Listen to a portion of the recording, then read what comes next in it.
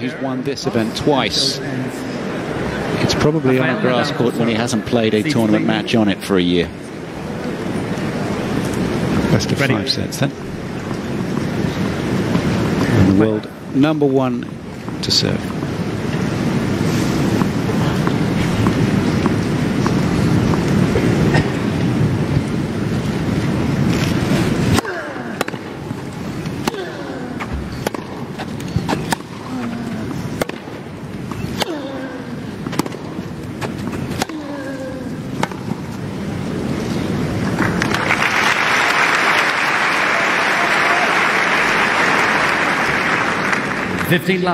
Lost to Gilles Muller last year.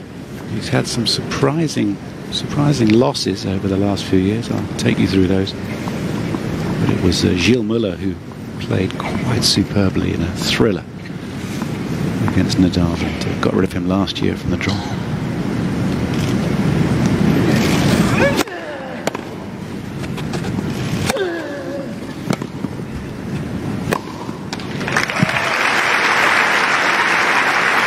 You can see from the early exchanges that Dudi is not afraid. He hits the ball back nicely, and Rafa on 2 occasions actually had to finish a point at the net. Very much in contrast to his French Open style.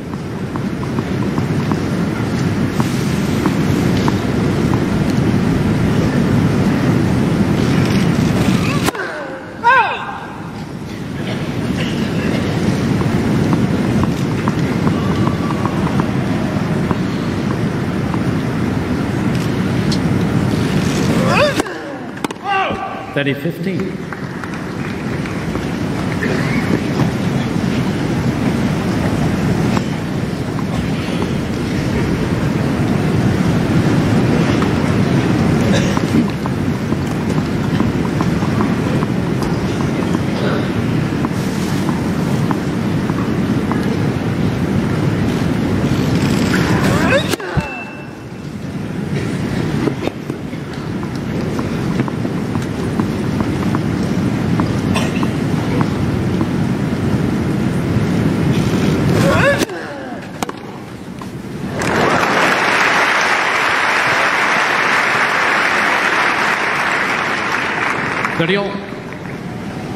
David Dudi SELA from Israel.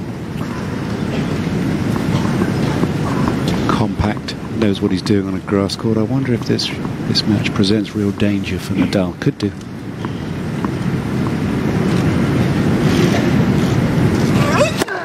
Let's first round.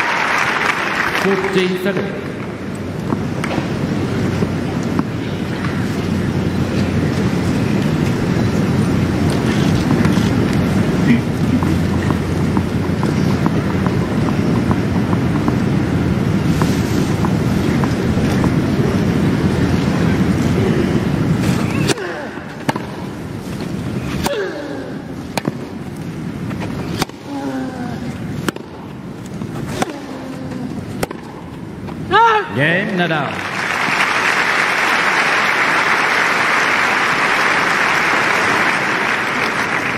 First game.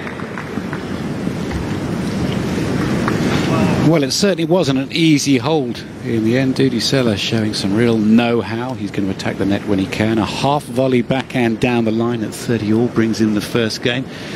SELA could represent a danger here, couldn't he, Boris Becker? Absolutely. He's a veteran on grass. He's comfortable. Reached the 3rd round at Wimbledon last year. And because he's been around the block once or twice, he's not afraid of the occasion. He knows if you want to play NADAL at Wimbledon, you'd rather play him early. He's a good shot maker. He moves well. This could be an entertaining match. Duty SELA, 33 years of age. These are two of the 43 men aged 30 or over to start this Wimbledon main draw. The game is getting older. He's not going to break the speed gun with this serve. That's true.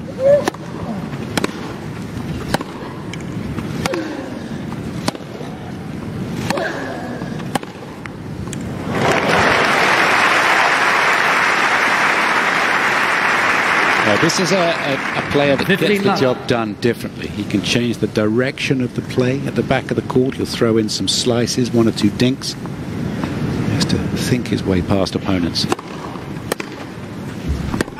30 love.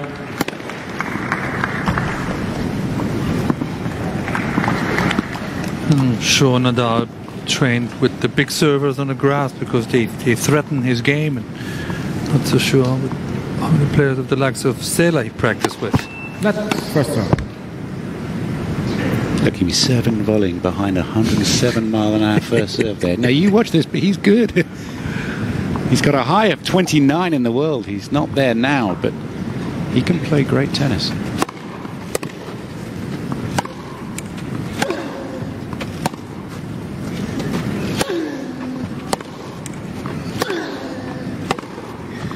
Yeah. As soon as Rafa makes some space for the forehand, to play the reverse forehand, he opens up that down the line. You have to be technically sound to find that change of direction, but that's nicely done.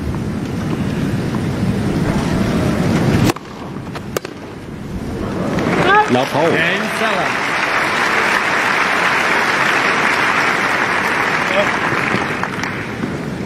Nadal has lost to players ranked 100 or lower on 4 of his 5 appearances at Wimbledon since finishing runner-up in 2011. He's lost to Lukáš Rozol, remember that? Then he lost to Steve Darcy in 2013. He lost to Nick Kyrgios, who was then ranked 144th in the world. He lost to Kyrgios in 2014. And then there was Dustin Brown in 2015.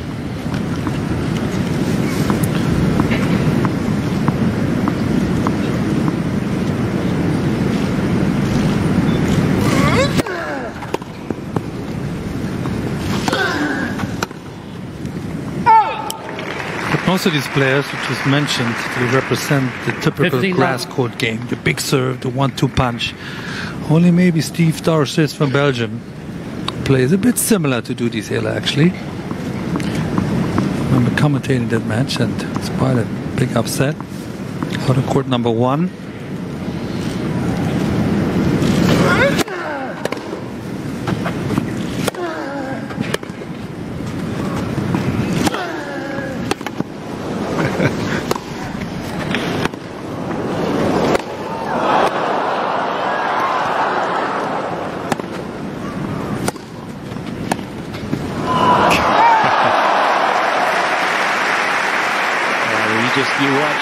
You watch Rafa Nadal in real life, and I'm sure you're getting it on the TV as well. It's the explosiveness of his movement, his agility. People are gasping there. He hit a forehand from just about outside the tram line. Most people, normal people, would hit a backhand from there.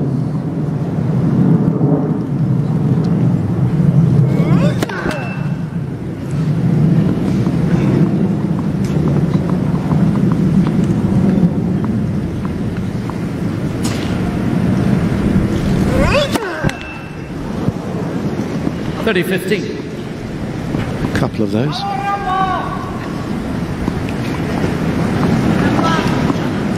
He did improve his serve a lot, though. The last 10 years, there always used to be weakness. He really didn't go for his first serve at all, but he did improve it. He takes more chances.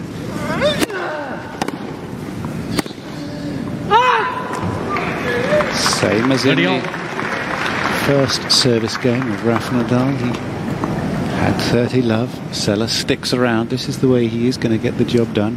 SELA, maybe steal a set, maybe make it a tight match.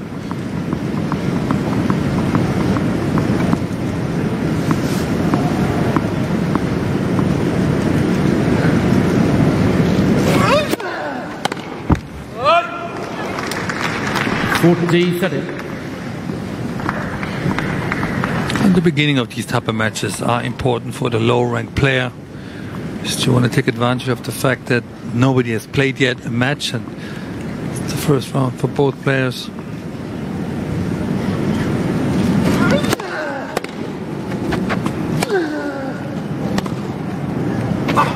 That's a rate to 1. 10 interesting minutes on the second day of the championship as Rafa Nadal returns Nadal to leads SW 2-1. 19. No breaks yet. Now that's interesting, Boris, that you would say that for the lower ranked player it's very important to start and to make the most of the fact that nobody gets to practice on this court. Very much so. You don't want the top-ranked players, the Nadals and the Federers, a head start. You know, they're the best front runners in the game. That's why they win certain matches. So you want to catch them early. You know, Nadal hasn't yet played an official match on grass. Sure, he's done a lot of practice, but the match is different. I'm sure he feels the butterflies a little bit himself. It is Wimbledon Center Court after all. So he's going to have a few unforced errors here and there, a few double faults already. So Duty will have his opportunity, especially in that first set. Take your seats quickly, please, ladies and gentlemen. Still officially coached by Uncle Tony. Time. He'll be there in the big moments, I would imagine. He's concentrating on running the Nadal Academy at the moment. Rafa coached by Carlos Moya. There's a number of people in the camp. You don't really coach Rafa Nadal. You're a part of the team. Yeah, and this is the way the superstars have it now. You know, just have one guy. You have a couple of people. Thank you, obviously, ladies Tony and Nadal, gentlemen. family-wise, will always be Players united are ready. with Thank you. his nephew. But Carlos Moya, Francisco Roig, Carlos Costa, Benito, just to name a few. The entourage is quite big.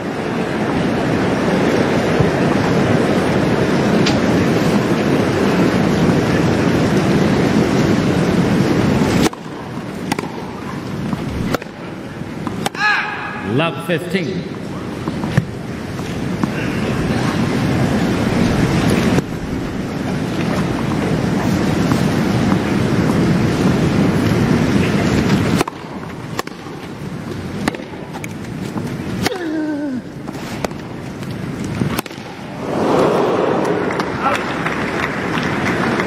all. That's the biggest difference really between the clay and the grass, is the much lower bounce. And with the big helicopter swing on the forehand, will have his problems.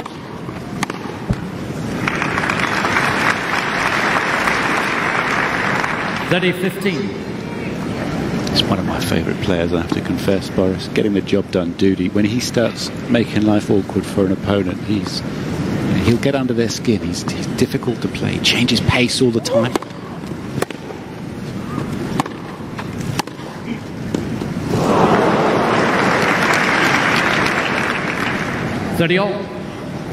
He's 127th in the world now. These are moments in his career with a 4 and a 2-year-old at home, where you hope that he has some highlights left. He's had an excellent career.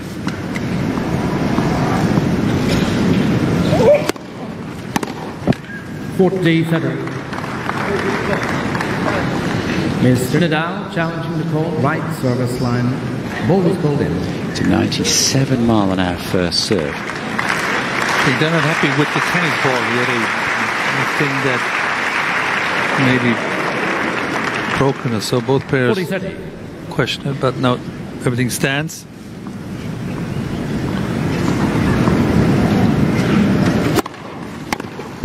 Game SELA.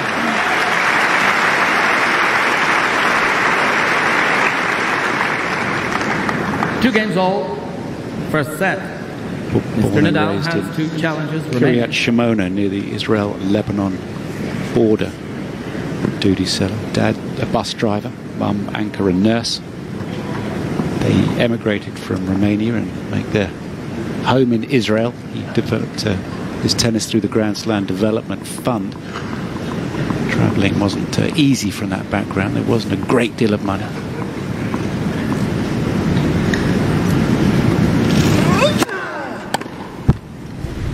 15 love.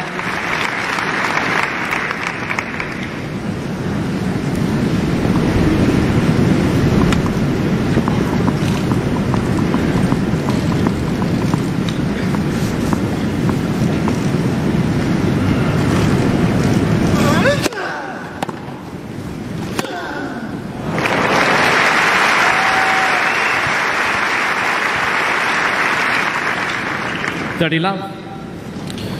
Yeah, we saw the trademark forehand winner cross court, the 1-2 punch, serve out wide and then finishing with the forehand.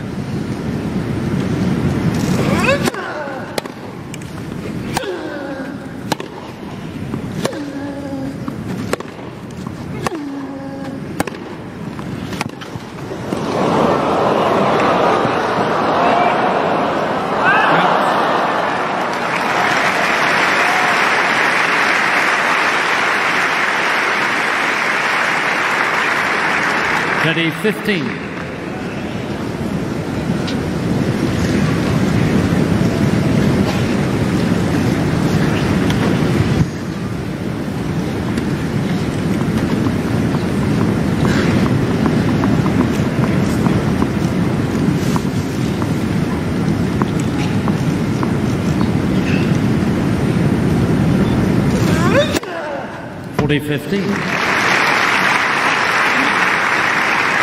First ace of the match.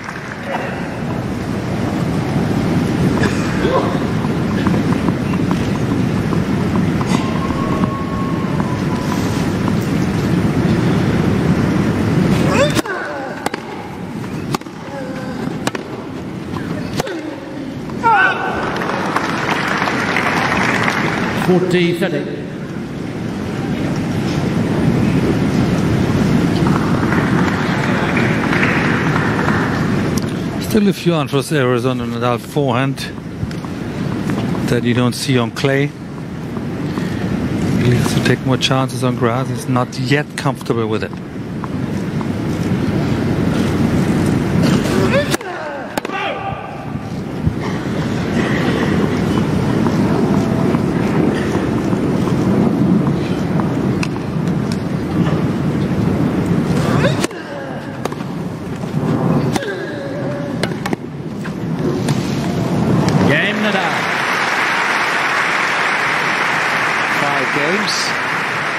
Breaks of serve in this first round match. 3 games to 2. 3-2 Nadal.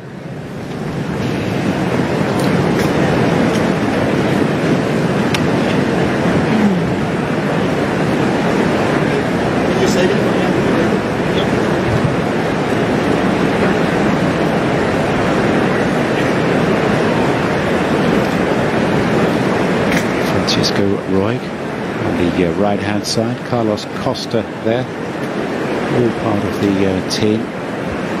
He's got his own communications guy with him as well. That's Benito Perez Barbadillo, who used to work with the ATP. Every aspect of this business empire that is Rafa is covered. Yeah, this company is called Rafael Nadal Inc. And lots of turnovers every year, obviously, by the man himself, but his management team is vital. Take your seats quickly, all please. the demands to do a professional job. Seats, please. Time. Rafael Nadal is an international sporting brand.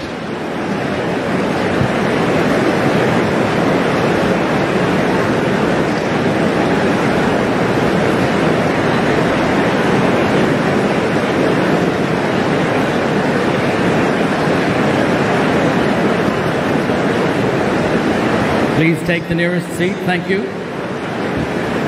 Players are ready.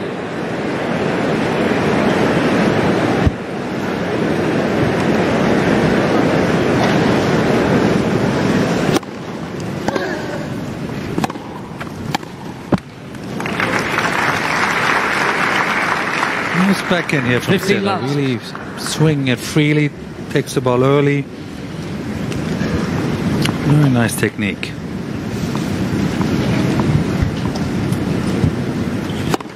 Let's first one. Good work. Well, actually, it wasn't. It kicked it into the crowd.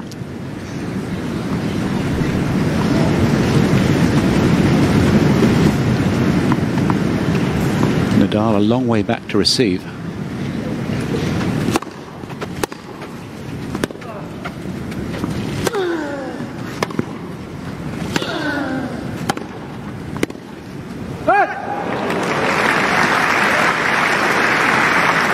The way Nadal likes to go about his business from the back of the court, and there's nobody in the world that would question it, not in the tennis world, even though it's a tiddler of a serve. He likes to be a good, I'd say, 10 feet behind, but then he'll step up a foot or two. And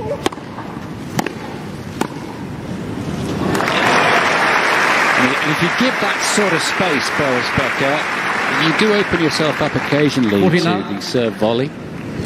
Yeah, very much so. I mean, SELA is not possessing the biggest of serves, but he has a good placement and he's mixing up his attacking game nicely, really keeping Nadal off guard right now.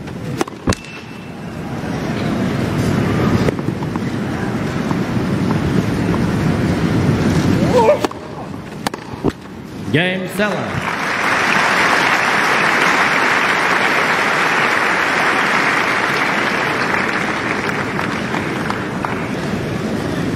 Three games all. First set.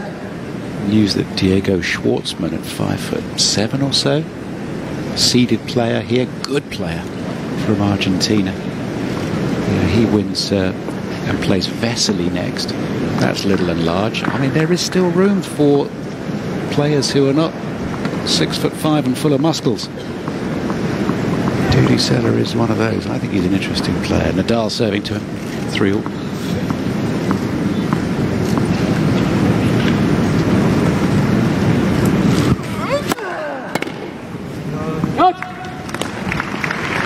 How about that Argentine Davis Cup to Schwartzman and Del Potro? That has to be the greatest difference in height. Imagine if they play doubles together. You're making me laugh, Andrew.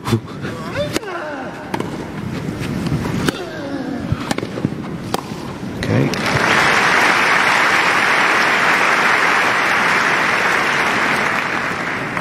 Thirty love.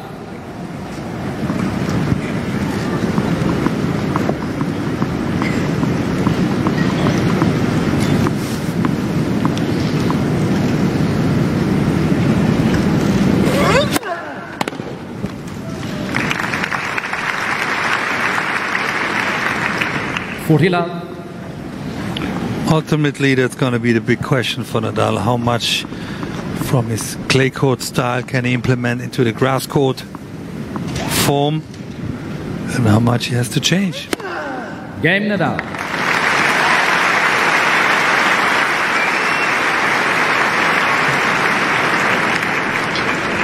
Nadal leads 4-3. First set. New balls, please. Yep, new balls next for Dudi Sela, who's hanging in there, 3-4.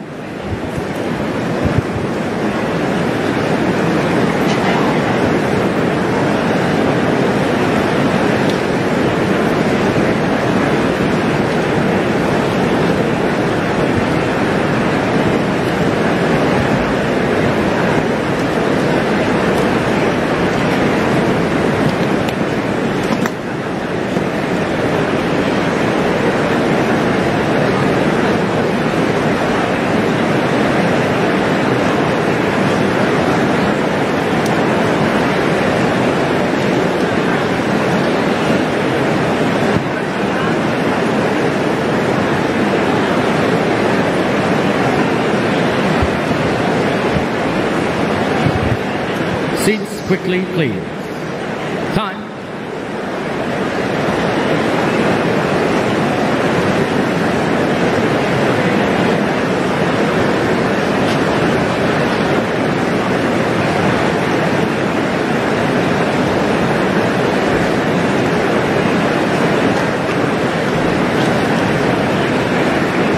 So much great tennis taking place, all first round matches still. It's the first Tuesday. Thank you. Wimbledon, 13 days of glorious play. Are ready. Just the middle Sunday taken off for everybody to recover a little bit, and the courts as well.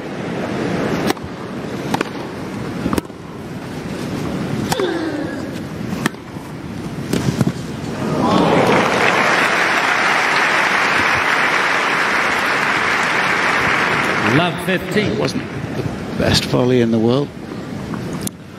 But again, he came to the net. That's what has been the difference for the moment. Nadal really taking advantage of shorter balls and finishing the points in the net.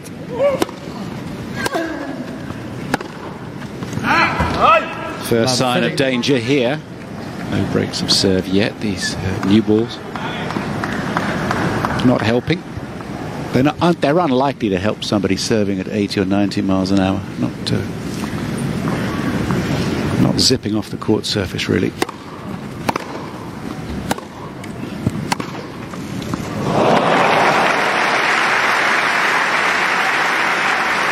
And suddenly, the world number one strikes. 40.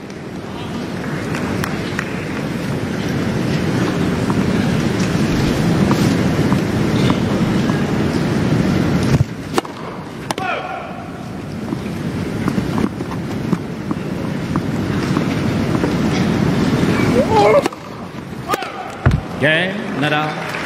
Well, that's too bad for Dudi SELA. Rafa Nadal breaks through with a love break. Nadal leads 5-3. First set. Rafa Nadal trying to do this mythical French Wimbledon double for the third time. He's done it twice before, back in 2008, the great final with Federer. And Thomas Berdych, 2010, his other victim here. He's just won the 11 French Open titles. I mean, that is an astounding record. There's one more player who's done the double, the French Open, Wimbledon. That's my hero growing up, Bjorn Borg. He's done it on 3 consecutive occasions. In those days, the break was only 2 weeks, or they have added another week. Which was a good decision. When did the break between the French and Wimbledon become?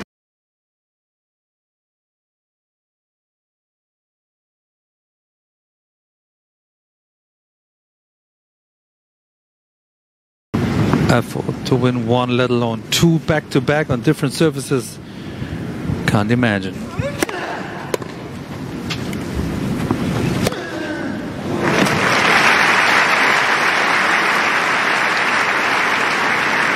And the Spaniards starting to take control of that match. That's 8 points in a row.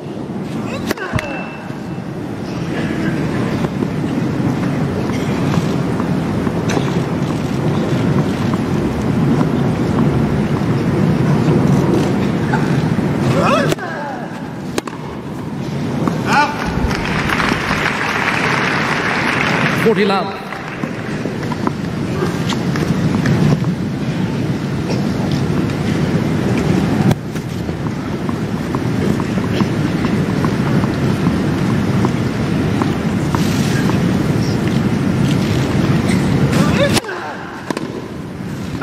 Game and first set, Nadal. Well, I'm afraid that rather petered out as a spectacle as Nadal took control. Absolute domination in the 6-3. last 13 or 14 points there. Very one-sided. Rafa Nadal, a setup.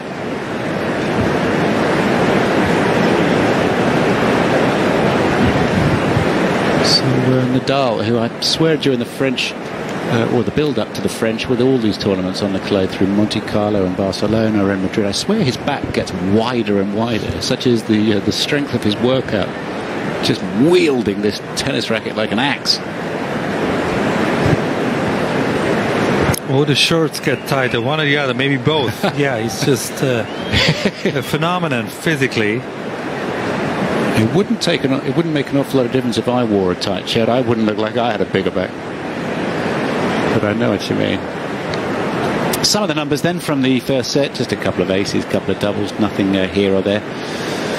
First serves in for Dudi SELA. Well, that has to be at 75 or 80%, the way that he's serving. He's a location server. He's just making a break.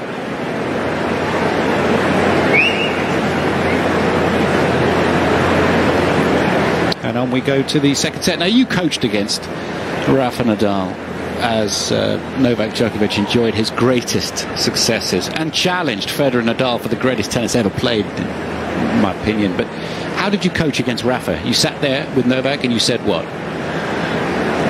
It's a bit of a longer conversation, but the question is obviously, how can you play Nadal or Federer? What is your strength? What is your weaknesses? And what's your past record? And let's dissect every part of it, and let's watch videos about which point worked, which strategy was winning, and which wasn't. And then ultimately, it's down to the player to do the job. But it's a team effort, and you want to find out which side of Nadal's arsenal is deceptive. It seemed to me that you had Novak hitting a lot of backhands hard and firm into the Nadal forehand to open up the court. There's some truth in it. I mean, you see here on the grass court, even here, Nadal runs around the backhand and wants to hit it forward. And sometimes that's just too fast on grass, or even on clay.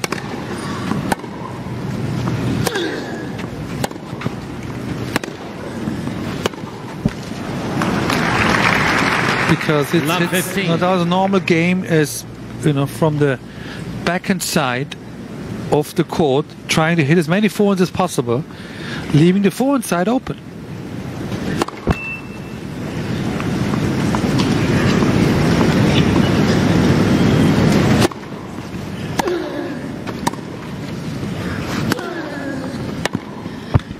This is turning into a difficult match now for the Israeli #1, Dudi SELA, this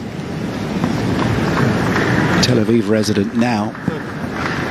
It's a real one-sided onslaught, isn't it? Look, the last 15 points, 14 to Rafa. This is momentum. There's something about these top guys that they start to feel comfortable and they get to another level, and all of a sudden it's not a match. Love 40. Which is where the argument comes in. Should you perhaps seed less of the top guys, so 17 to 32 not be seeded, so you would have closer matches or more interesting matches perhaps on some of the show courts? It was definitely an argument. Back when we played, Andrew, we only had 16 seeded, so some of the first round, second round actions were different than they're now. Game, Nadal. First game, second set.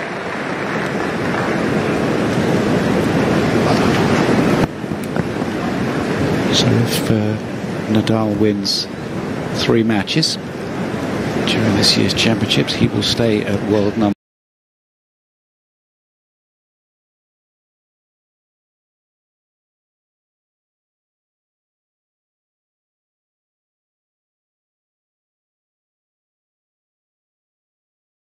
one. It's the position that he went back to in August of last year, and certainly the debate around the seeds goes on. Always happy to hear what you have to say. Various ways to get in touch with us through social media, of course, but perhaps in 2019, has it been absolutely confirmed? 2019, there will be 16 seeds. When they change the rules, where's my email? 16 seeds from I think that is a good call. A good decision, absolutely.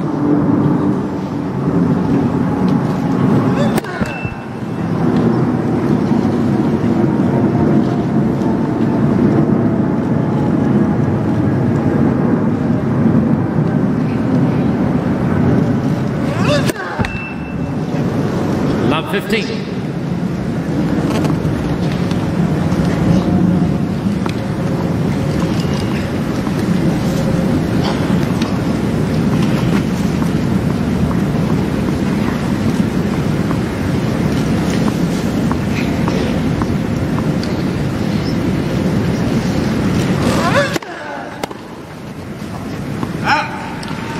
Fifteen all.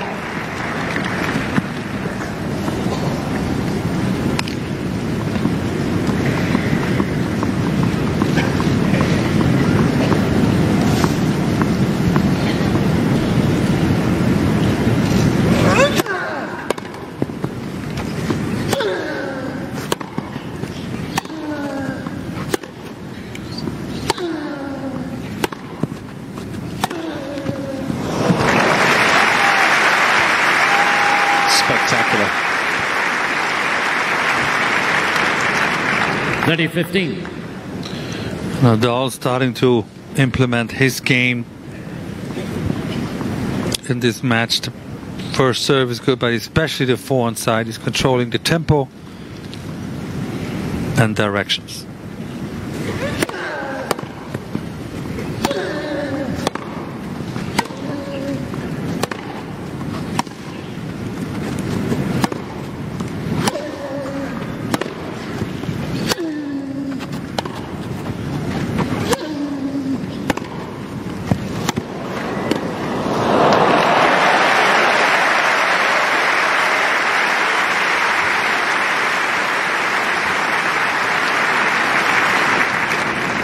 It's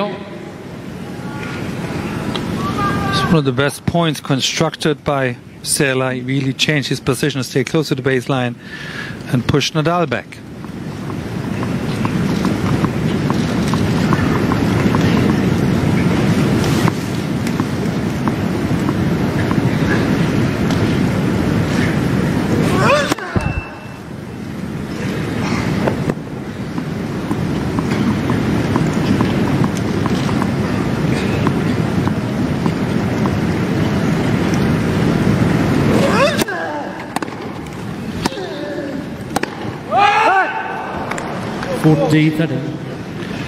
But that's how he has to play. He can't play safe. He's got to go for his shots. He's got to take risks.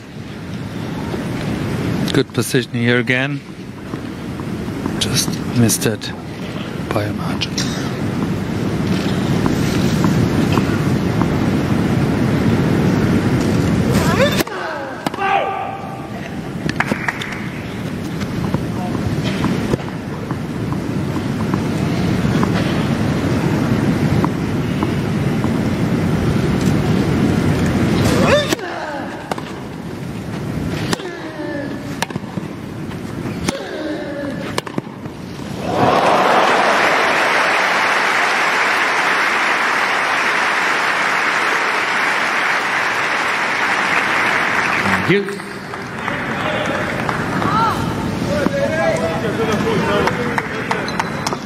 Well, he's having to play at the very peak of his ability, using all of his skills, Duty SELA, just to hang in there at the moment.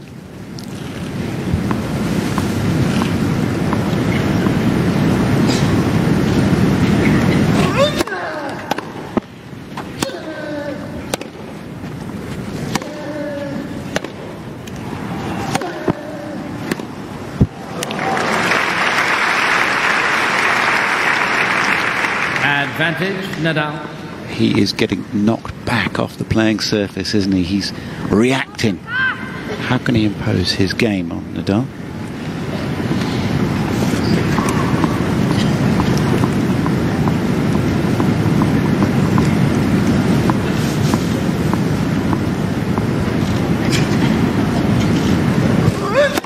That's personal.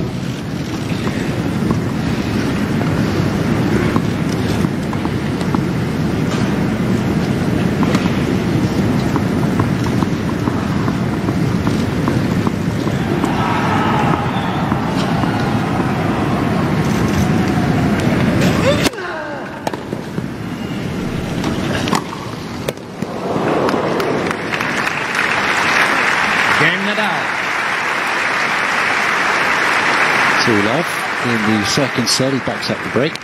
Nadal leads 2-2. So they're going to change next year. There won't be 32 seeds, there will be 16. The guys who are just the men, there's different great names in the women's, but in the men's, Kyle Edmund wouldn't have been seeded this year. Nick Kyrgios wouldn't have been seeded. Borna Coric, who beat Federer in Germany, wouldn't be seeded. Burdick wouldn't be seeded. That means first rounds are possible between these players and Nadal and Federer, and that makes it so much more attractive in the first couple match for everybody. Maybe apart from the top guys.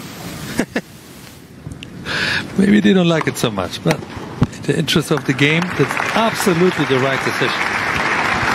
And Novak Djokovic is another. There you go. He's what, 22 in the world. He was, yeah. That'd be a handy first round match. Nadal, Djokovic. 40 love. We had a bit yesterday with Dimitrov and Wawrinka, and see what a spectacular match that was. Right. Match of the day. Game 7.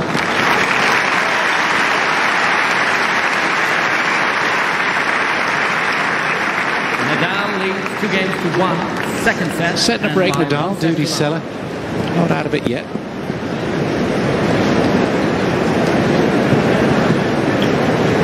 Duty SELA, a semi-finalist in the Davis Cup all the way back in 2009 as we explore his experience at the top level. He beat Fernando Gonzalez, who was number 7 in the world. He's beaten David Ferrer, his top win by ranking. Ferrer was number 5 at the time. Roddick, he beat him when he was number 7 in the world. So been a couple of times runner-up in Beijing and Atlanta 2009 when he achieved his highest ranking. So a great credit to him that he has found a way in the era when the players have got bigger and stronger and the physical conditioning has played such a part that he's found a way. It's a fascinating player to watch. He enjoys a great deal of support from Jewish people wherever he plays in the world. Always has a great support, he was saying. And they're called the Hebrew Hammer. And he absolutely loves having them there. No particular sign here that they're amongst them. They're certainly not like the Fanatics from Australia. But he's got a wonderful backstory. His parents from Romania and emigrating to Israel. And now he's got 2 young children at home, Eli and Talia, and his wife Marina. I haven't seen her here. They're all up in the box, I believe, and all his players are ready. Coaching, friends, family, loving seeing their man on centre court in the sunshine against Rafa. And who knows how many more days there are like this in his career.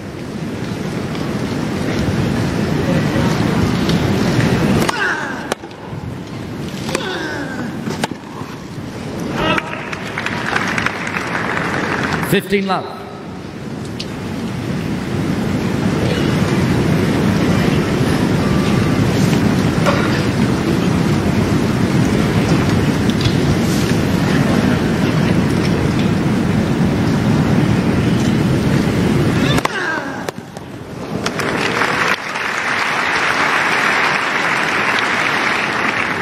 30 love.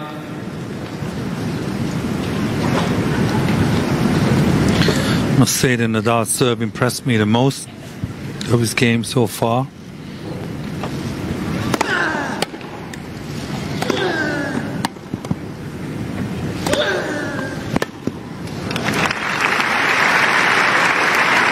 High percentage, strong deliveries. 40 love. Really sets up the point perfectly.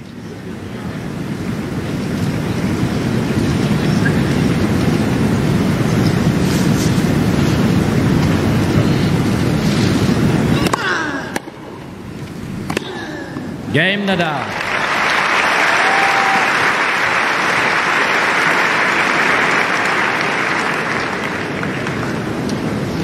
Nadal leads 3 games to 1. Nadal Second set. used his serve to great effect, improved his serve to win the US Open. Was the last of the 4 Grand Slam championships for Nadal to win. He won in 2010, and it was a feature really that he upped his service speed 4 or 5 miles an hour consistently.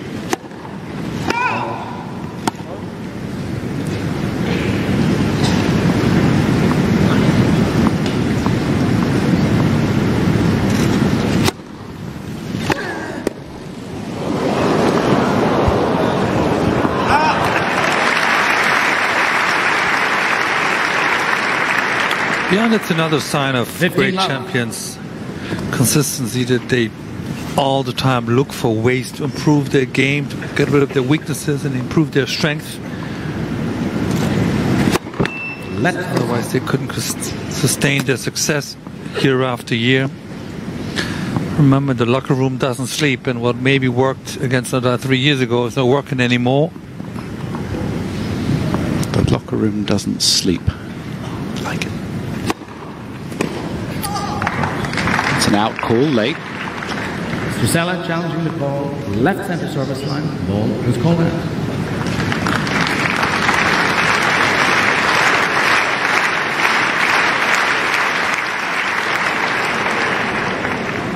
Second serve. He's just trying to work out which line judge called it out. It doesn't matter now. It's about who's right and who's wrong. 15 all. He's managed to talk himself out of that. Mr. SELA has 2 challenges remaining.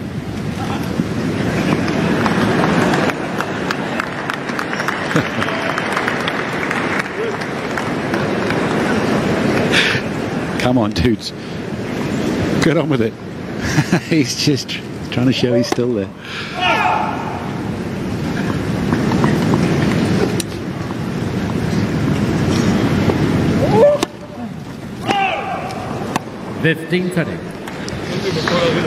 He's having a chat with his box now, and really needs to focus on the task in hand, because these are dangerous moments for him.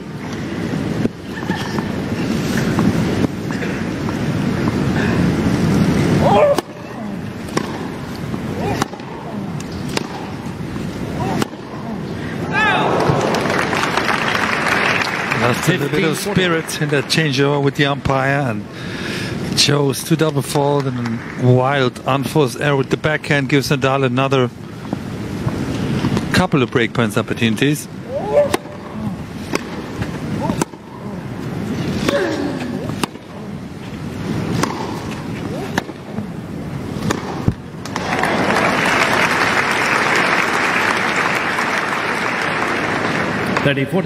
Ball was good on the baseline. SELA keeping a good length, keeping this great baseliner back.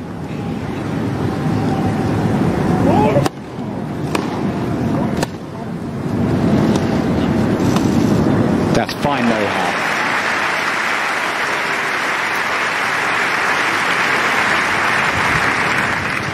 Deuce.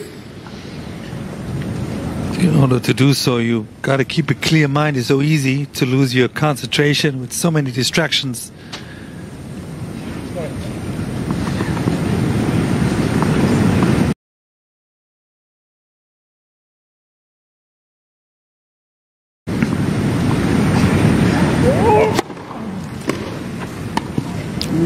Wide for Duty SELA. He's gone down in the rankings from around about the 70 mark all the way down to 127. At the Australian Open, he was 2 sets to 1 up against Ryan Harrison, lost in 5 sets. He has struggled to win matches.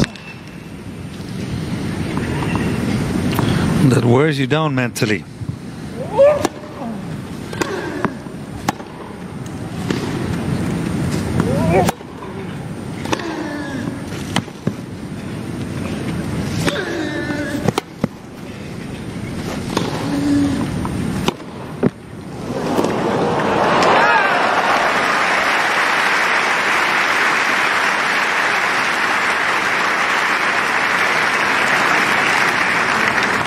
Deuce.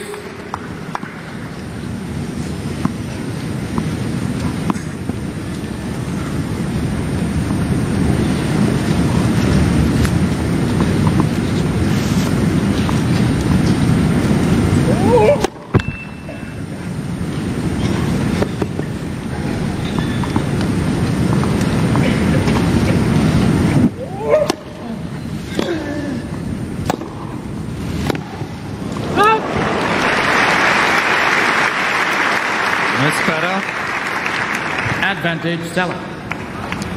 Taking advantage of a short NADAL return.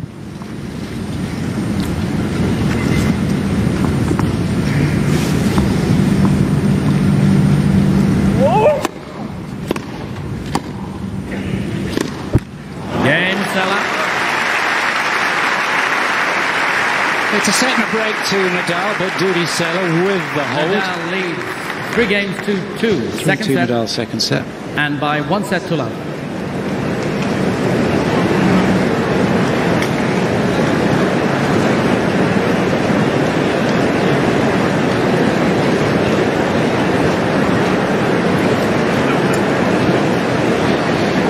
Top-class matches taking place all over the grounds of the All England Club. Matthew Ebden, the Australian, is playing David Goffin. It is 3-all in the first set of that match. Dominic Thiem, who Rafa Nadal was happy to beat in the final of the French Open, no doubt. He's playing Marcus Baghdatis, who has known great success at Grand Slams as well. That's taking place. Taylor Townsend, the left-handed American tennis player, playing Pauline Parmentier for France. That's a first-round match. Time. David Ferrer is out on court 8, so there's something for everybody here at Wimbledon. Stéphane Robert, who qualified, is a setup.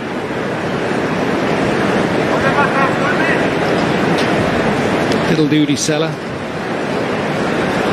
I wonder if anybody's ever said howdy to him. He must have played in the States a lot. Howdy doody. Are you kidding?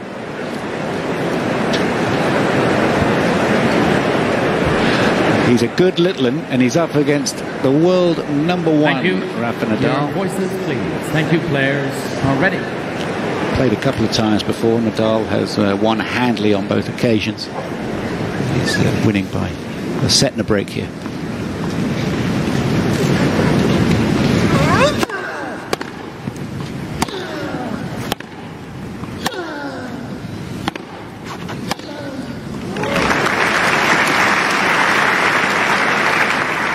Love 15.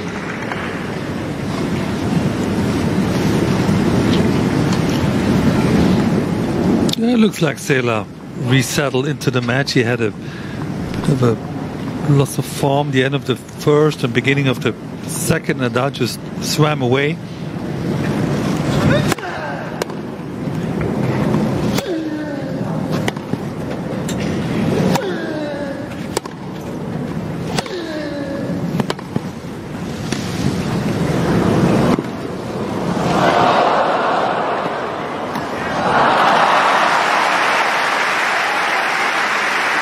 SELA is a little bit cross. The crowd enjoyed the rally, but SELA thought he could have done better. 15-all.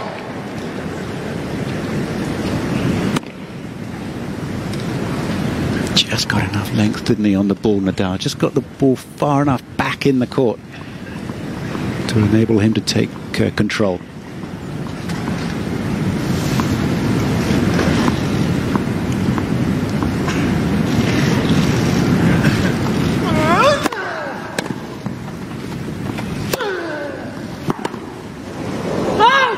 Ready, 15.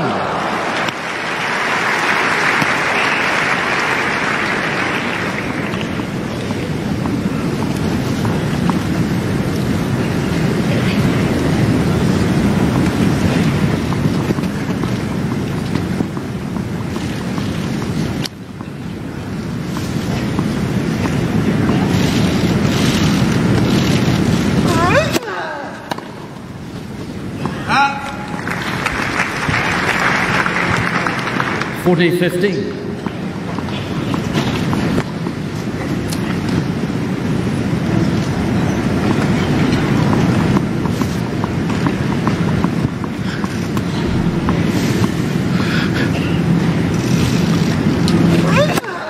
Game Nadal. Another good couple of serves. But the man from Mallorca keeps his Nadal break leads alive in 4 that second games to 2. set. Second set.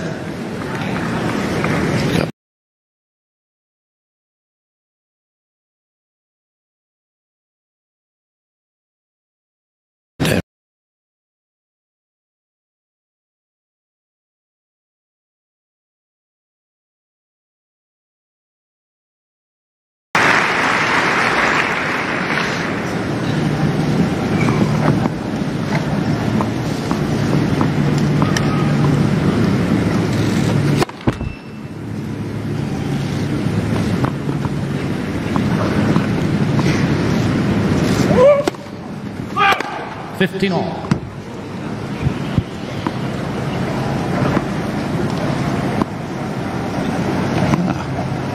Tess Daly and Vernon Kay.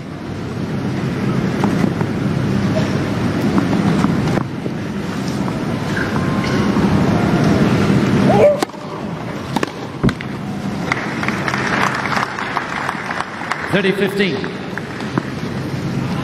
Nadal is not happy with his returns today, and partly is the softer SELA serve, because I'm sure he used to practice with the big servers. The returning is just blocking the ball. But against SELA serve, you still have to accelerate at it, and he doesn't time it well yet.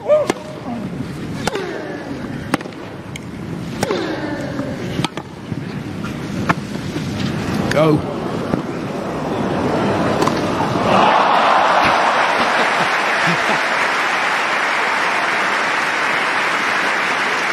Well, I've seen dolphins breaching with less grace. Look at this. 30-all. SELA did make ground. Just watch Nadal here leaping up here. Whoop. Reverse pirouette. Go and try that. See how you get on. Oh! 40-30.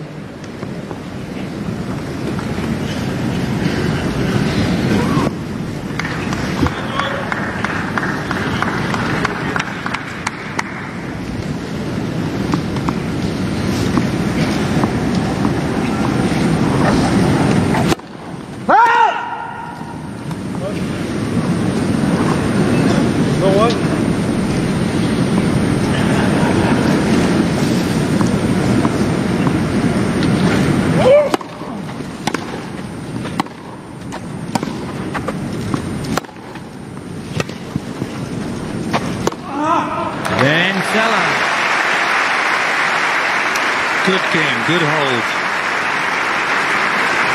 Still a set and a break to Nadal Nadal. leads 4-3.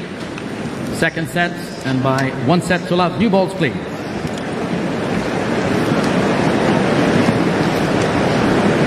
Just to keep you across some of the matches, Francis Tiafoe is beating Fernando Verdasco at the moment. He's the 30th seed. That's out on court 11, 7-6, 7-6. So Tiafoe, the young American who they have such high hopes for, is 2 sets up on Verdasco. That is impressive. Cliff Richard on the left-hand side talking to Sue Mappin, a former player. She used to run his tennis trail. They went all around the country taking tennis rackets and equipment to areas that otherwise wouldn't have played, and Sue delivered that program. There's Lord King, Mervyn King, the former governor of the Bank of England. Always get a little bit of advice from Merv at the club about, you know, what to do with finances.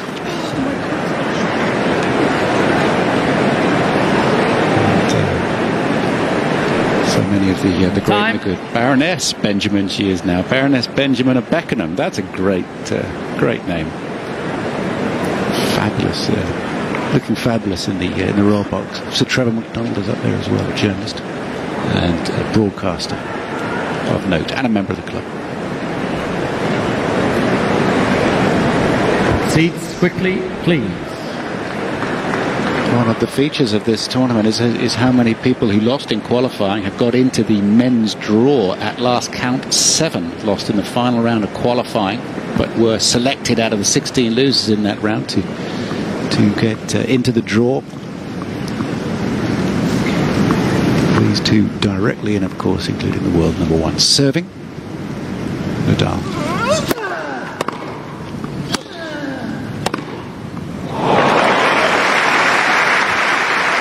SELA is running out of time with this ranking of his. Love 15. To get into the bigger tournaments. He's 127th in the world. You've got to be top 100 to get into the Grand Slam Championships, just around about that number. And with the US Open just a couple of months away, he will want to climb 30 or 40 places.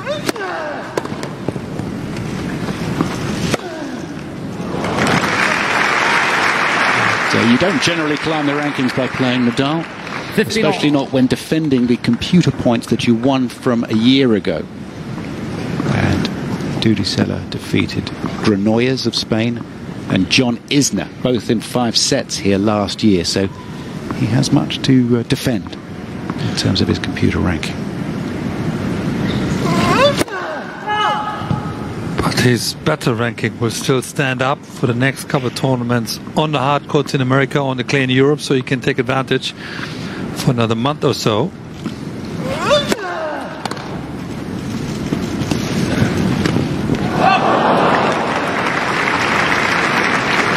30-15. This mountain called Rafael Nadal is very difficult for him to climb so far.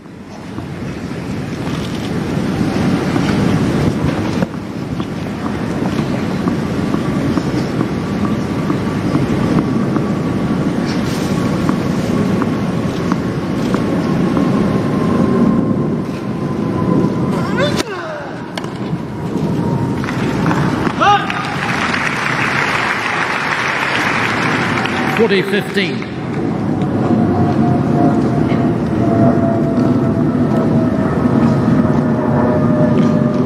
An hour's play, an hour and 1 minute. If I compare the times to Nadal's French Open matches, that's usually 3-all in the first set.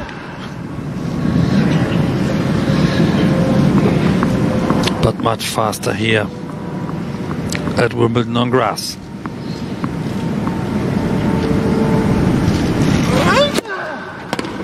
Game Nadal.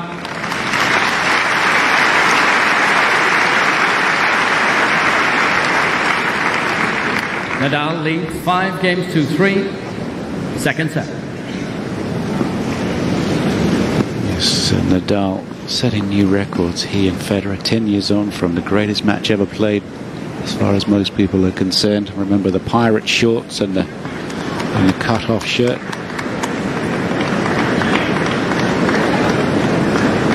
The darkness at the end, you could hardly see the ball when they had the ground strokes. The whole scenery at the end was out of this world. 15 love. And Nadal winning it against Roger Federer, having lost the two previous finals, taking the world #1 ranking as well as his first Wimbledon. It was the last game they were going to play before calling it off for the night.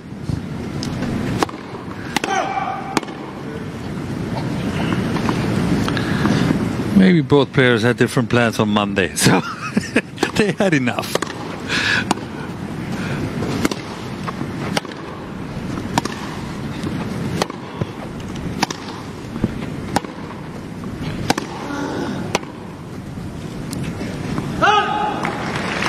Let's talk about the both players. You know, we mentioned Roger yesterday and obviously Rafa today. I mean, we can't even imagine times without them. How much have they have given to the sport, how much they're important to the popularity of tennis. How many millions of fans they have. Imagine one day without them. Well, according to a friend of mine who lives and works in Spain and operates a big hotel down at Puente Romano, he says that this is the sportsman, Nadal, that most unifies Spanish opinion, universally loved. Unlike sort of Real Madrid and Barcelona that split opinion, Rafa is a unifying force in all ways.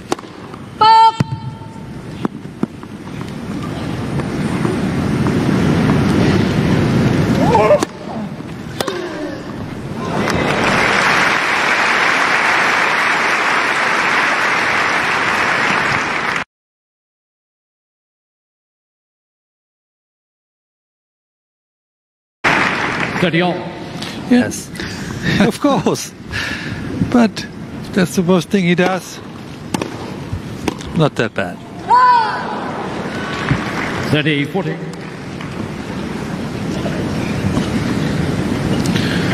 Here we go. Set point for the Spaniard.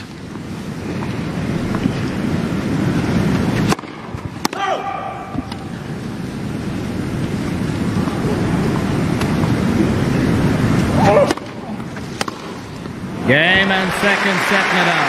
Pretty overwhelming. 6-3, 6-3. Nadal in no particular trouble here. 6-3. And in something of a rush, which is Nadal leads quite 2 sets to love. unusual. It's an hour and 5 minutes played. And he's in total control of this match. 17 of these Grand Slam championships he's won, and Federer, of course, has won 20 of them. Others have put themselves in the mix as well. Stan Wawrinka has won 3 Grand Slam championships, and Murray as well with his 2 Olympic golds. to 3 Grand Slam championships. I mean, remarkable that they've made themselves a part of this generation, which includes Novak Djokovic. Goodness knows how many he would have won without Federer and Nadal around. He won more than his fair share at 12. The numbers then, Boris? Yeah, first serve percentage 77% and winning 82% of it. I think that's for me the theme of the match so far.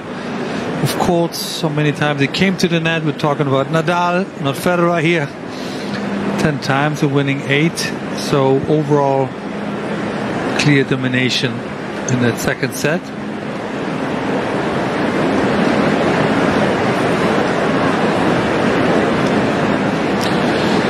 Rafa did leave the court just now for a comfort break. So when you were coaching with Novak, and how did that start in the first place? How did you get going with Novak? That surprised a lot of people. Well, a few players have asked me over the years, and it wasn't the right timing, I wasn't in the mood for it and so forth. And I always, I had a relationship with him and his family, and one day I got a phone call. I was in South Africa, he was in China, and he just lost on that Saturday night the #1 ranking to Nadal. And he said, Boris, can you imagine coaching me? I said, well, thanks for the flowers. Let's meet and discuss. I don't know what's wrong. You're #2 in the world. It's not that bad. I mean, he lost a couple of Grand Slam finals, and I commentated most of them. But so I met him a week after in Monte Carlo. We had a 4-hour, 5-hour discussion about tennis. What I think between the two of us, what's wrong and what he needs to do. And he said, well, you want the job. I said, but I'll have to work with Marian Veda and Gebhard Grich and the rest of the team, because this is a team effort. I know where I'm good, but I also know where I'm bad. So it needs to be a team effort. And sure, let's give it a try. And so the rest is history. And then, of course, he won all 4 Grand Slam championships, and was only the 3rd player ever to hold all 4 of those Grand Slam championships behind Budge and Laver. I mean, this was amazing, an amazing time. Yeah, in a time when Roger and Rafa were so dominant, and you mentioned Andy, and you mentioned Stan, and so many others were there. He just had a stretch of about 12, 18 months where it was almost impossible to play, and ultimately it's his dedication and his love for the sport that got him there. And talking about it, I think he's still around. Do you see Novak getting in amongst this again? I mean, the match against Cilic at Queens was interesting. He went right to the edge there. He was quarter-final at the French Open. He's right on the edge of producing his best tennis again. Very much so. I saw the first time find his eyes. Take your seats quickly, please, ladies and gentlemen. Italian Open in Rome. I thought the performances in Paris was better. But really, Queens struck me that he started to play the way he can. Winning all his matches until the final easily, and he should have beaten Cilic. No disrespect here. So I've been talking to him the last couple of days, and there's something about him again that's much better than a year ago. 3rd set. Special edition Roger Federer towel is making all the news. Well, I've not seen the Rafa fan. That's a more traditional British way of doing it. Just stick the nearest flannel or tea towel on top of your head. He's only missing the knots in it, in the corners.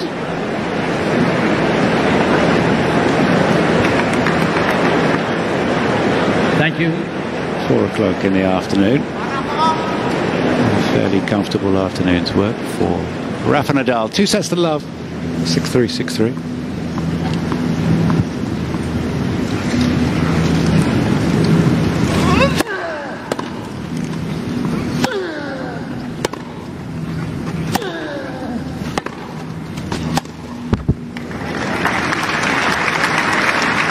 Love 15.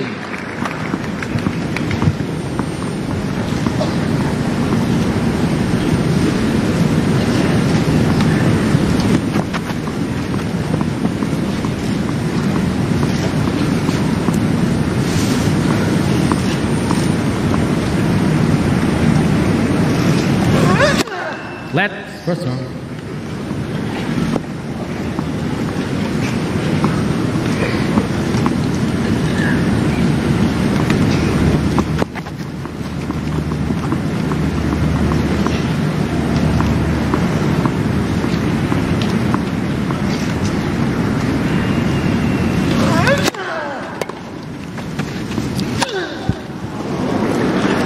Love 30.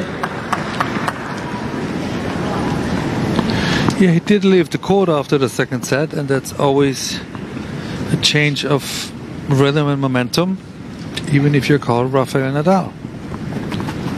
2 unforced errors on the forehand.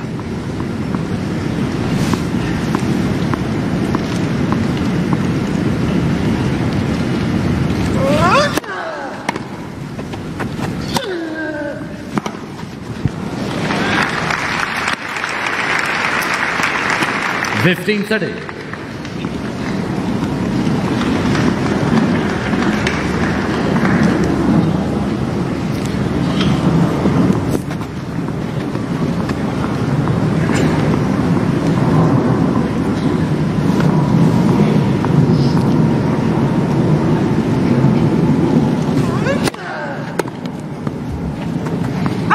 Thirty all.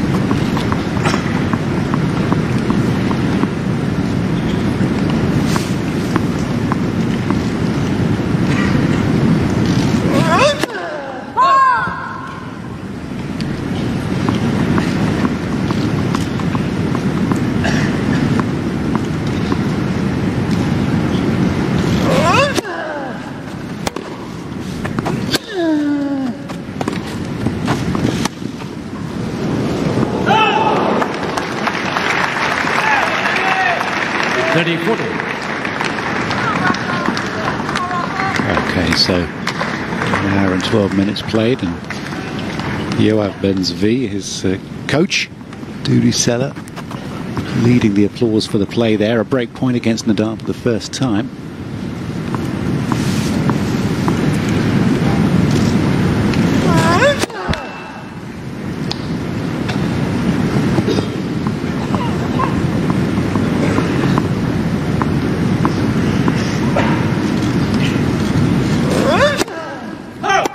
Well, that's a bit of a surprise. It's a lifeline for Dudi SELA, a break of serve.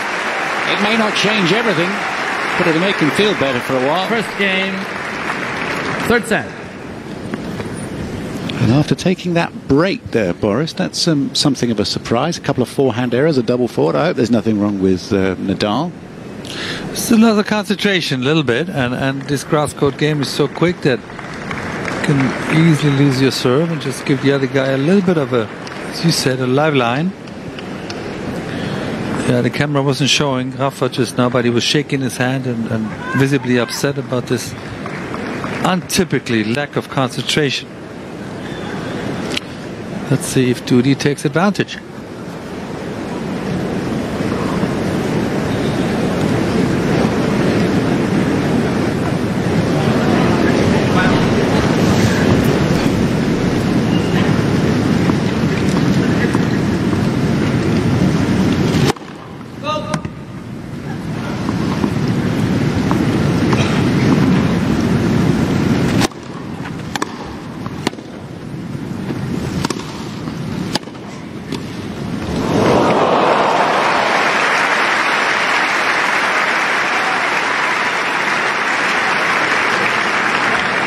Love 15.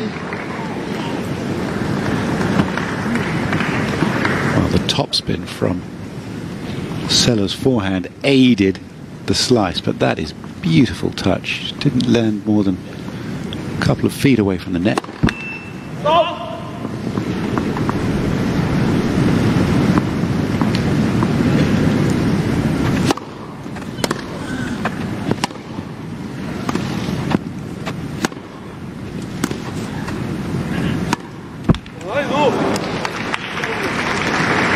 Love setting.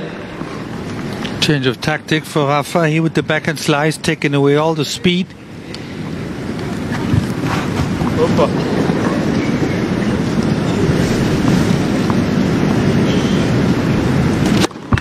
Let first serve.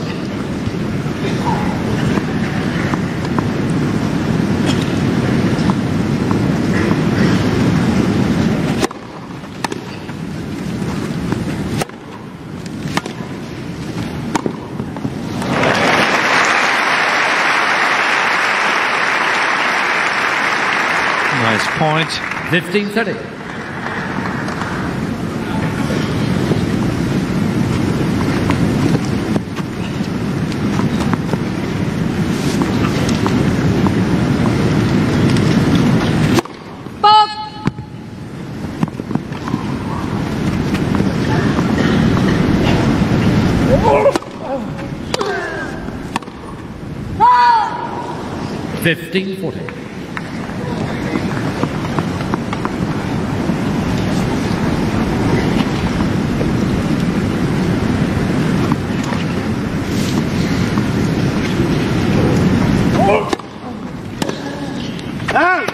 Forty.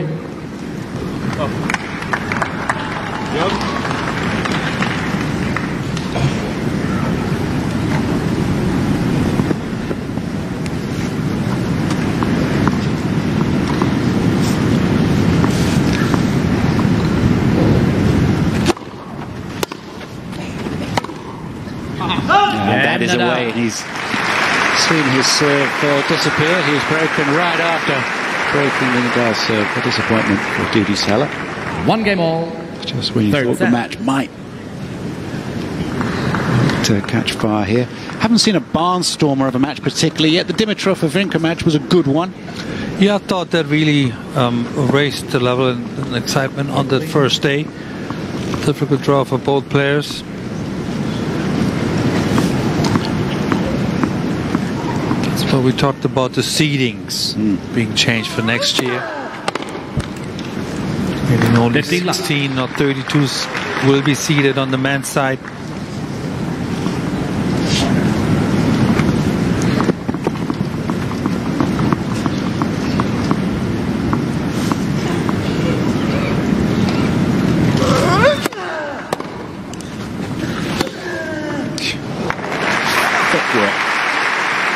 Phenomenal footwork. 30 love. Skipping to the backhand side and unleashing this forehand that has brought him $100 million in prize money, and you can multiply that by a lot in terms of endorsements.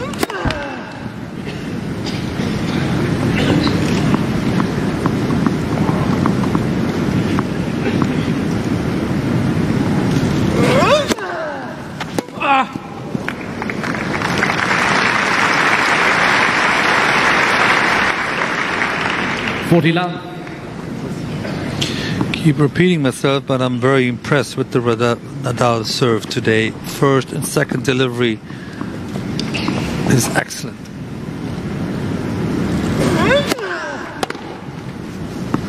Game Nadal.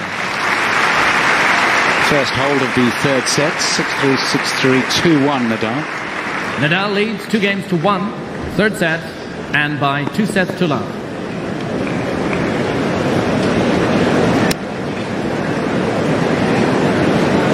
Stéphane Robert, the Frenchman, 38 years of age. I watched him coming through the qualifying. He is 2 sets up and 2 love up on Albert Ramos Vinolas.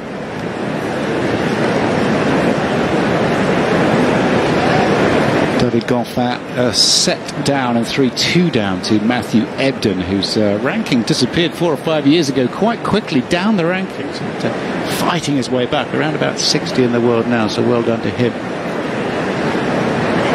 And TFO has lost the third set to Verdasco, who's hanging in, the experienced Spaniard. It's 2 sets to 1 TFO, 2-1 in the fourth. And all this tennis taking place on a glorious day 2 of the championships. Time. Sasnovich 6-4 up against Petra Kvitova, a 2-time champion here at the 8th seed.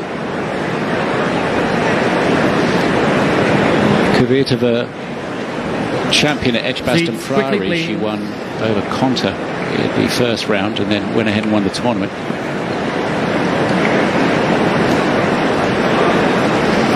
She's hampered physically somehow, Petra Kvitova. We'll update you on that.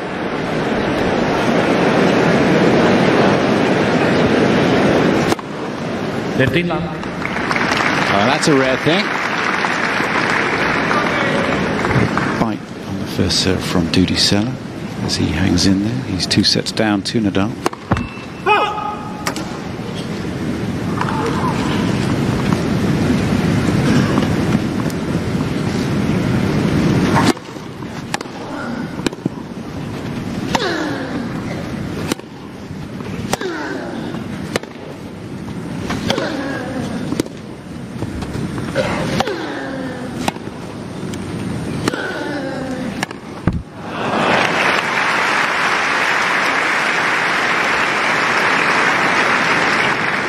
15 all.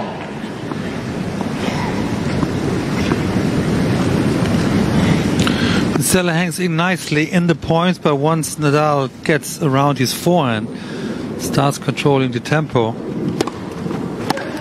the outcome is usually the same.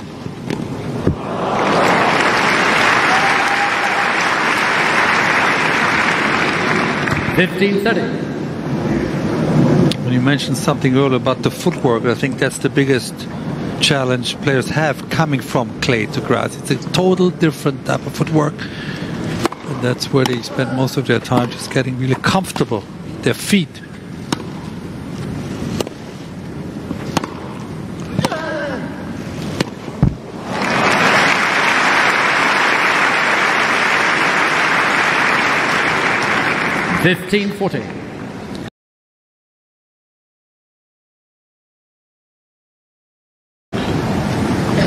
Daddy in Mallorca the last couple of weeks, he did practice quite a lot.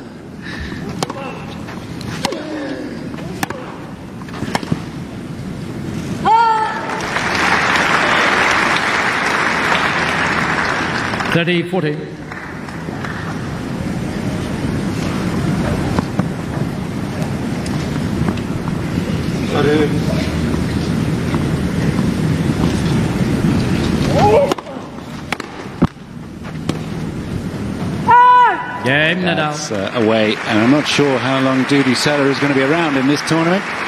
Some highlights, but unable Nadal leads 3-1, third set. Unable to keep this set close despite breaking in that first game. He's shaking his wrist as well. Normally I would think he might serve a little harder than this as well. He's knocking the minutes of 100, sometimes 98 miles an hour. He's even now shaking his wrist.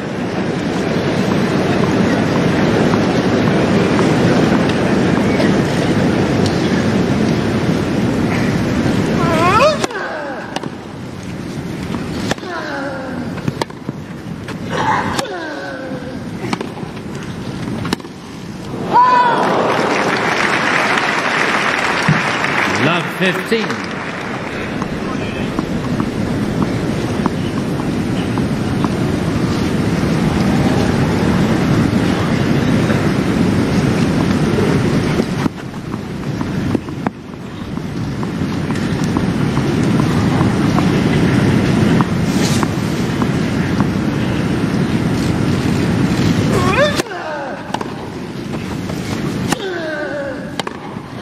Ah! 15 all.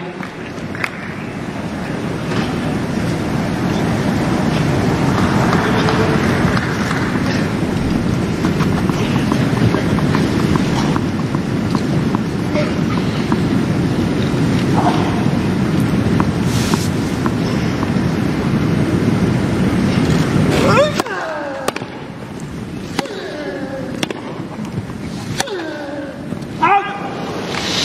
15-30.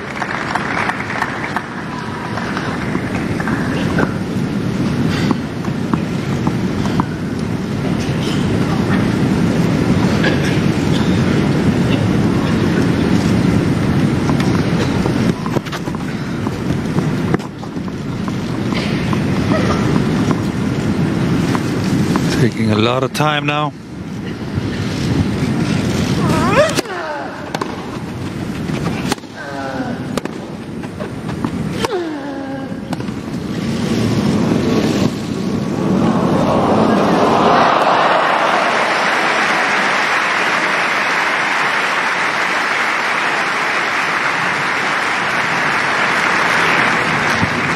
$15-40.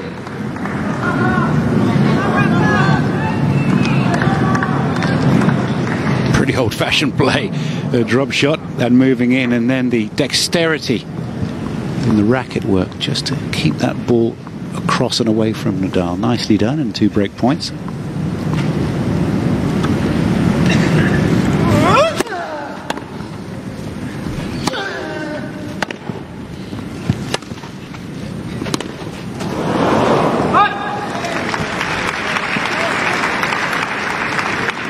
Now that was a clay court play from Nadal's point of view, where he was caught off guard and had to run over Forehand corner and hit a high topspin.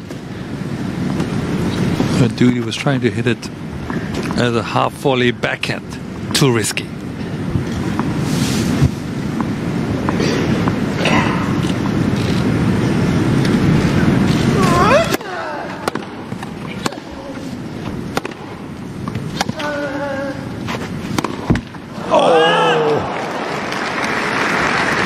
He had a couple of options there. He could have played another drop shot in and followed in, but he was running at full speed. Decided to take it on and come over the top, and just caught the top of the net. 2 break points gone.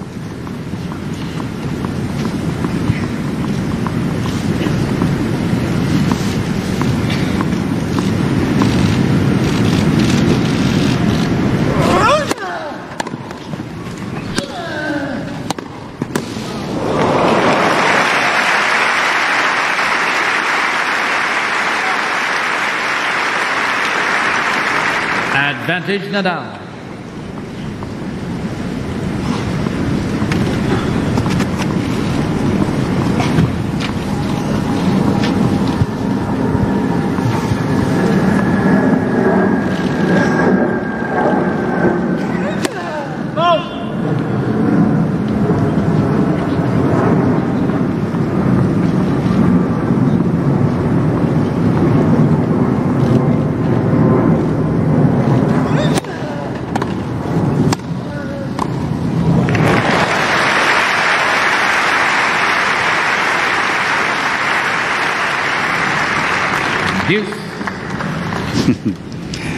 Still believing. That's the SELA camp.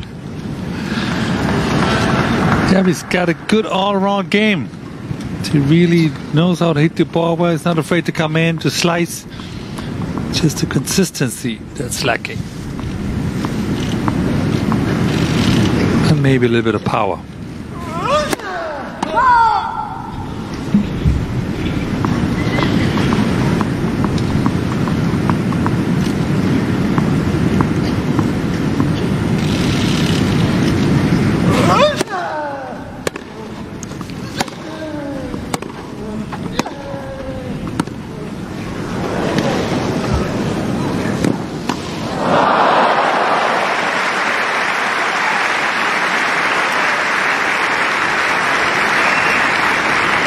Advantage SELA.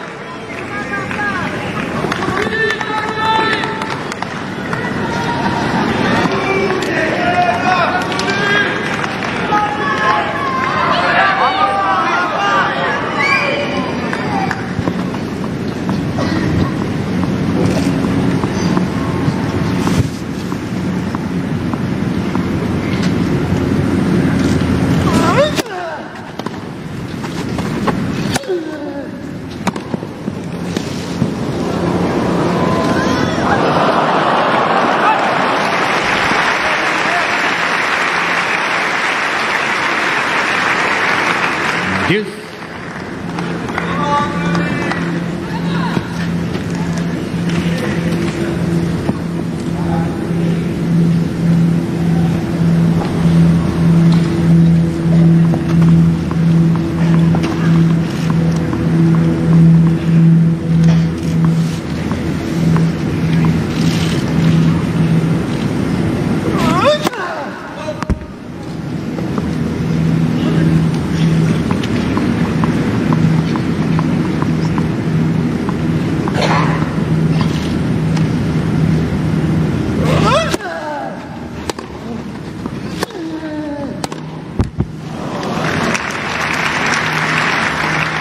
Advantage Nadal.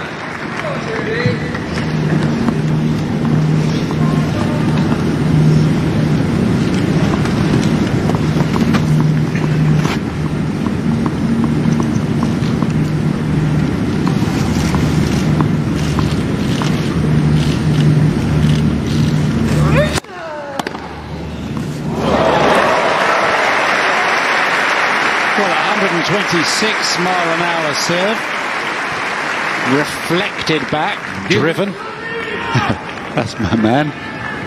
Yeah, Duty's not done yet. Still wants to play a little longer here. Nice return. stay down on those. Don't lift up. I mean, he's already down there, isn't he? He's a good little one. Let's first serve. He had now, what, 3 break points? Come back in the third set? Holding is more difficult than breaking for him. He's got Rafa in full tick mode.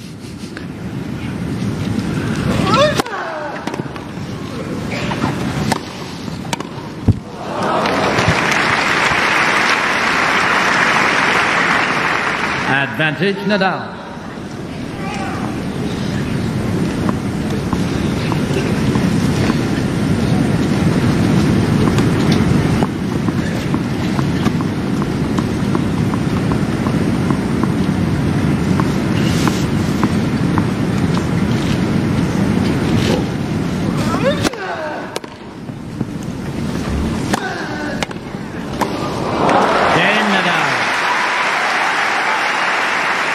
Well, it was 1-love down in this third set. I almost said final set, but he's Nadal leads 4-1 up 4 now. games to Nadal. 1, third set, and by 2 sets to love.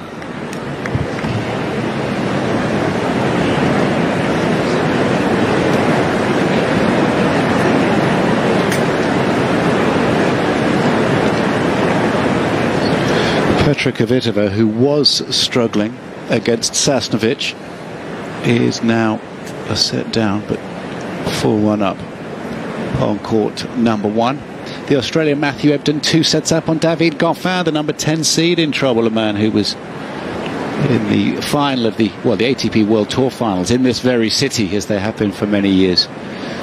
That would be something of a surprise. Maybe he was celebrating Belgium's win too much last night. Oh, that's right. How did they do that? Japan. I turned off with half an hour to go. I started doing other things. Yes. Football is a game of 95 minutes these days. And some more. Time. Stick to Kim Clijsters this morning, and she went out for a little celebration drink. Is that right? Hopefully the same thing happens to you, English quickly, boys. please, I support ladies you and as well. gentlemen. It's my home now. Seats, please.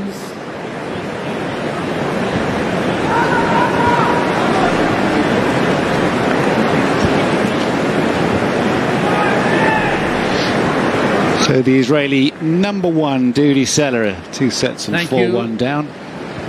To Rafa Nadal had a break. Thank you. Players are ready. And that's gone. So about an hour and 34 minutes played, and I wonder if SELA can offer a few more highlights here.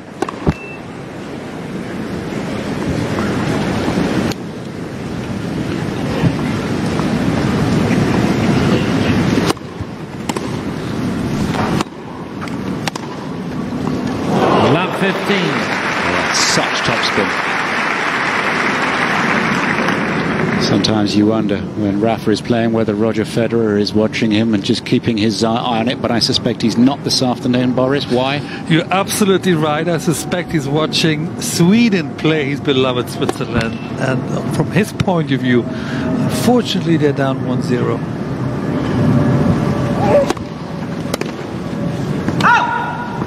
15-all. Look, mate, I'm married to a Swede, and if it comes down to England versus Sweden, there's trouble. England versus Colombia later on this evening, last 16.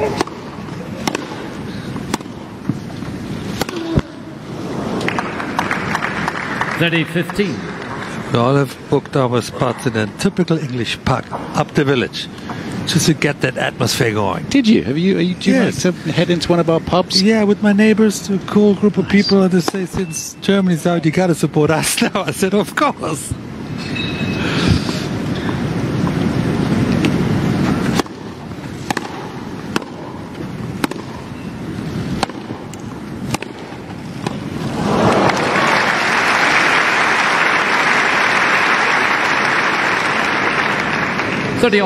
Spain out to Russia was a major surprise. The hosts making the most of home support.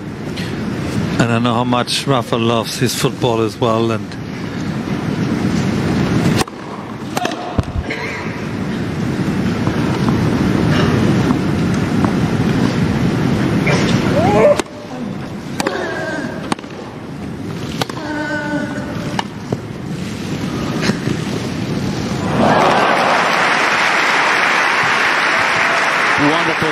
full of disguise. SELA moving in, anticipating the Nadal short ball off his own short ball. And Nadal just driving through with the backspin, beautifully played.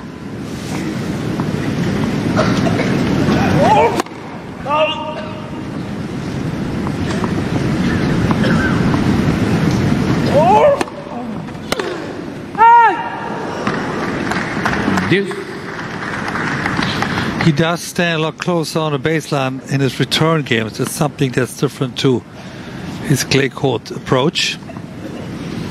He's really working on his positioning here.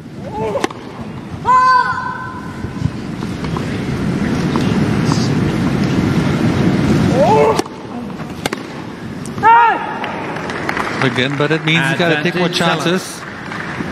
Going to risk a little bit more. But that's quite frankly the only chance to be successful on grass. To stay aggressive.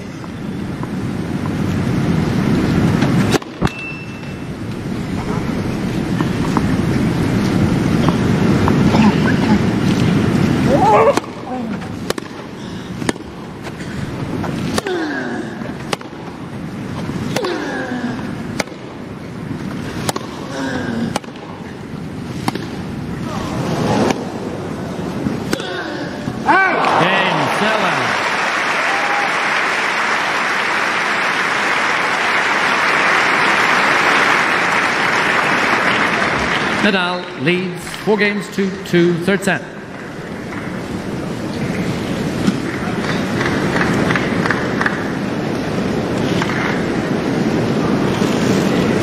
SELA stays in that third set. Wants to make Rafa work for the victory.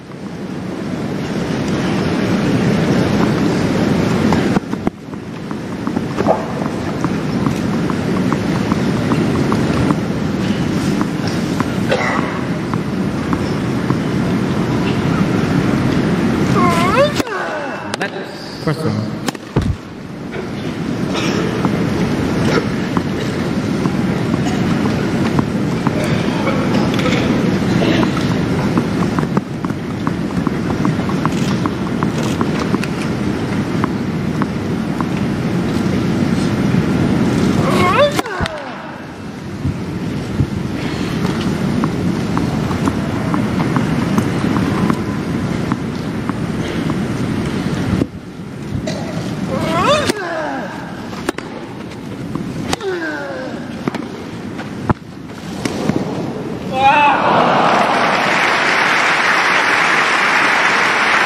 Always had this ability since he was 13 years old, 14.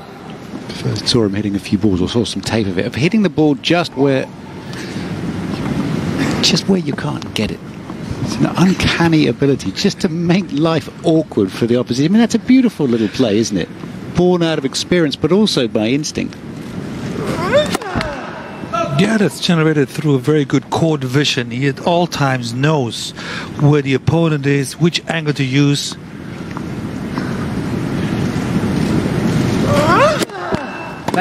Second one.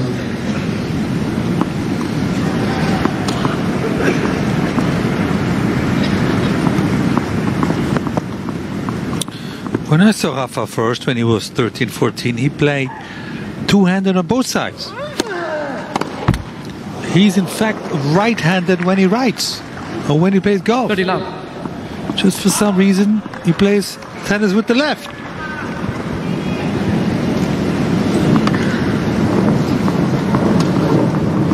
It's all under instruction from Uncle Tony, who took control of his tennis early on.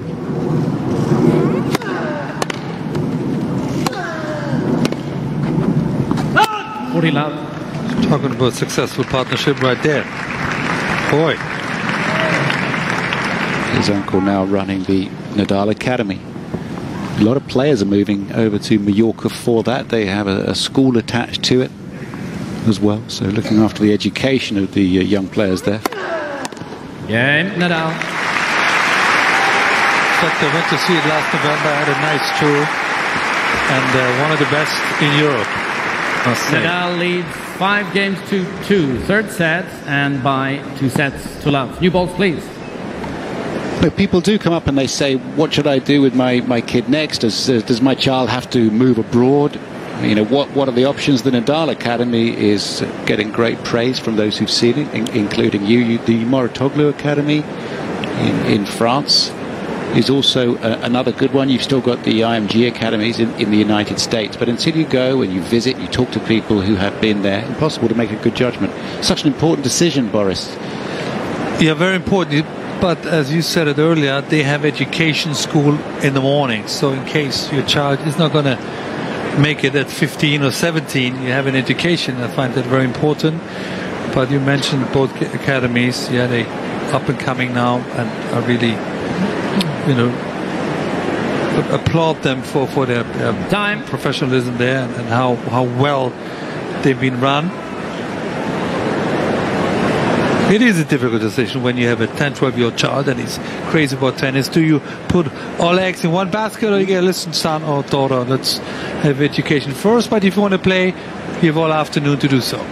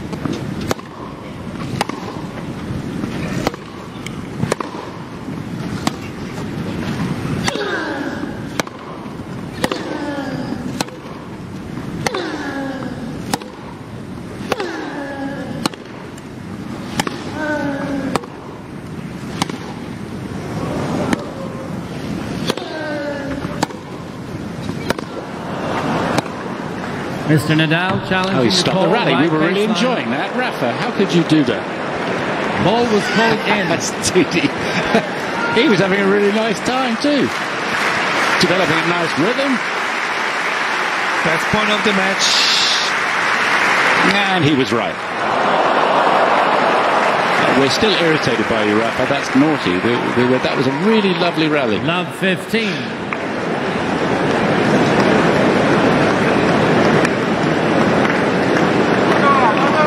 I think he should be penalised a point for stopping an excellent rally.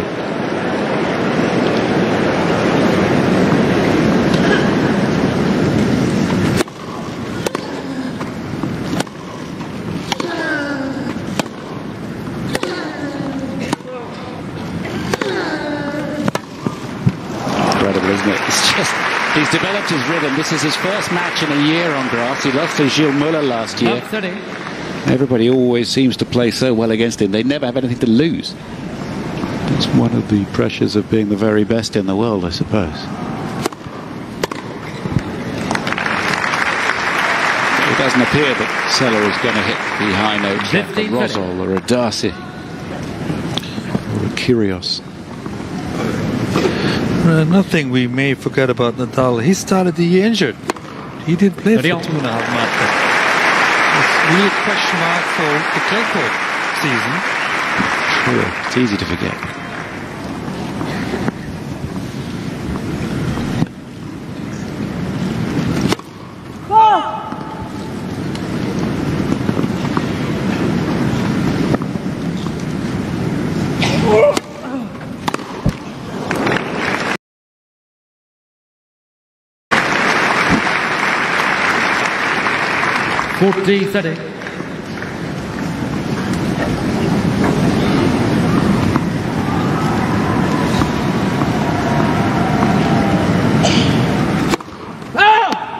Ooh. Tough boy.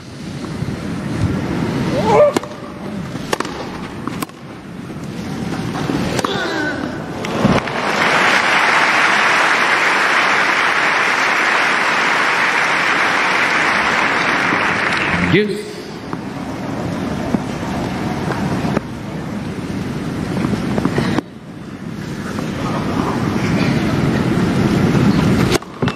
Let for serve.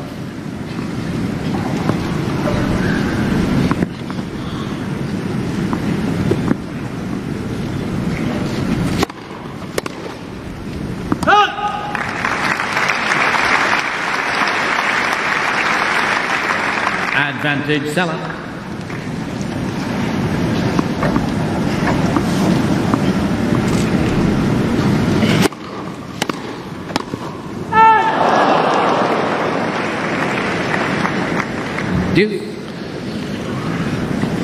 He's trying to prolong the match here a little bit with a nice 7-volley strategy. Just couldn't quite convert.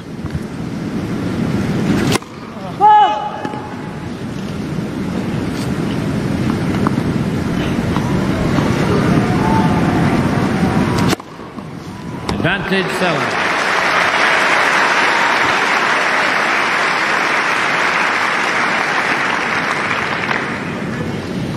They're up on their feet every time I went to point.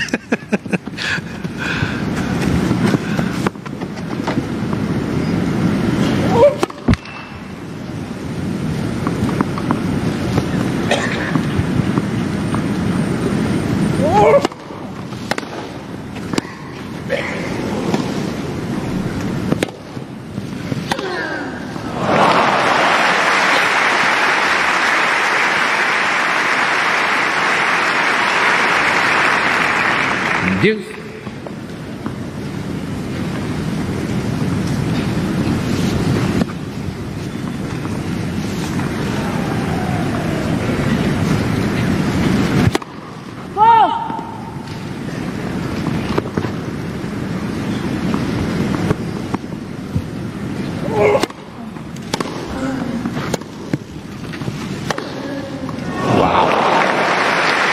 Goodness gracious me. I mean, there's no ball that he can't hit hard. The rapid head speed, the way he wraps it around and across, the body rotation, the core strength, it's all magnificent to watch.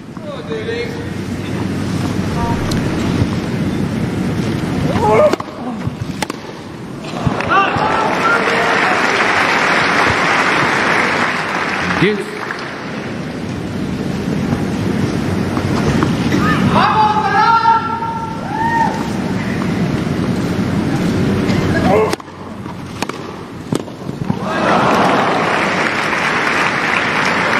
Advantage, NADAL.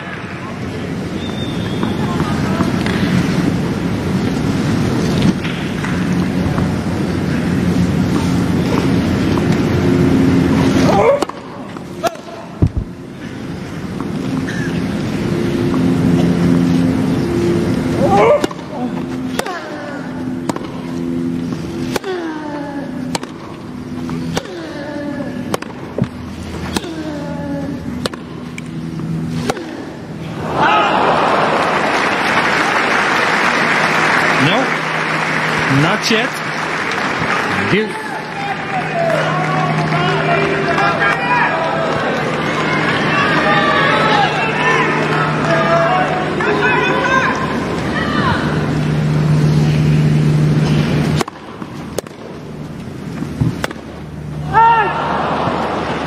Advantage, NADAL. Will it be third time lucky for Rafa?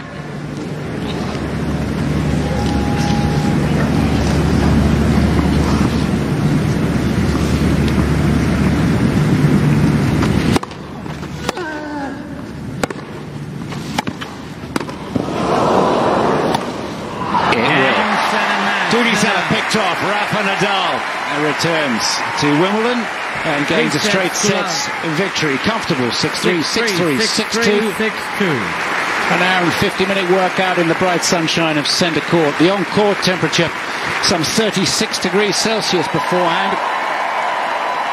And as far as many are concerned, the temperature always goes up when Rafa's about. He's just another of these